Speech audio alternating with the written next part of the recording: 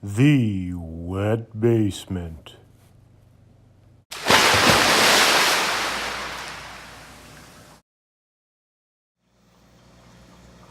Hello, this is The Wet Basement, and I wanted to give an update on how I've managed to raise my koi angelfish from eggs to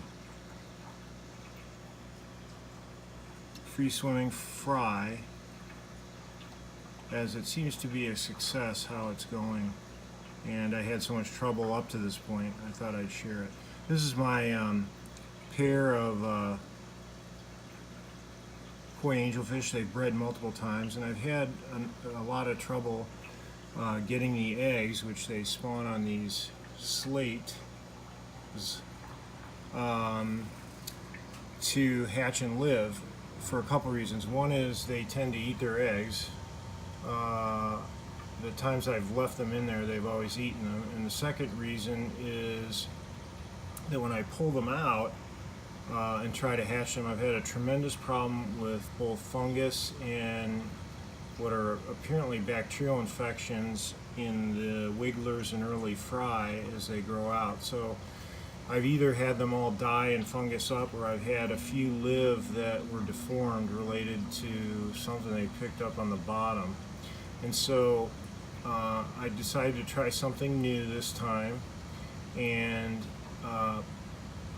what that is that when they laid eggs on this fry, or on this slate, I pulled the slate and put it into one of these 1 gallon glass jars. I happen to get mine from a place called Angels Plus. They're on YouTube, and they have an online web presence if you're interested. They also sell angelfish. Actually, that's where I got these angelfish. I bought them as young angelfish, and they paired up later, thankfully.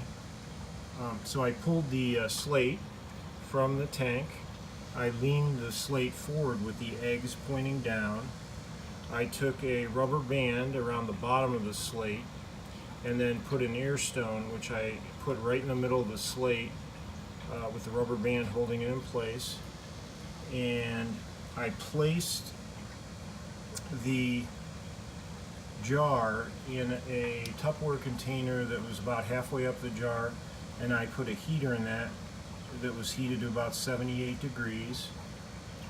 I then added acroflavin to the 1 gallon of water, which I got from Angels Plus, so I've created a solution of that to use, acroflavin, and I added 9 drops of methylene blue, and then I used a capful of hydrogen peroxide every 12 hours for the first 36 hours. After that time, after 2 to 3 days, I got wigglers, and I had no eggs fungus up, 0. I had 2 or 3 that were unfertilized, but none of them fungused, and none of them fungus as the wigglers fell from the slate. When the slate was about half or 2/3 empty, I went into the jar and with a pipette squirted the wigglers that were remaining on the slate into the bottom of the jar. I then swirled the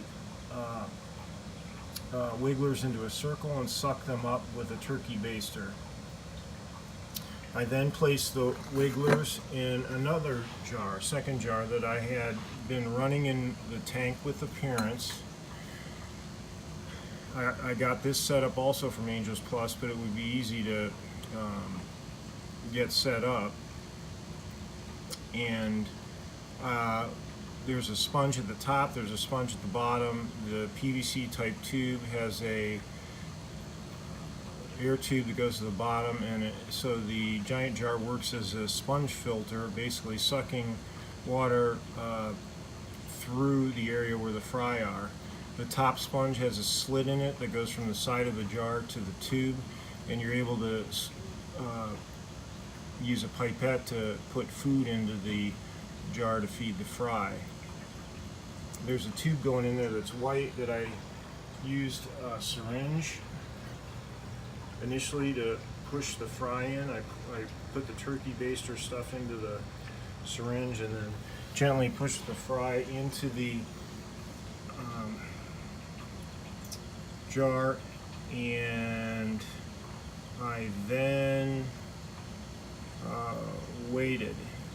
They took 2 or 3 more days and then became free swimming. When most of them were free swimming, I began feeding them live baby brine and occasionally microworms.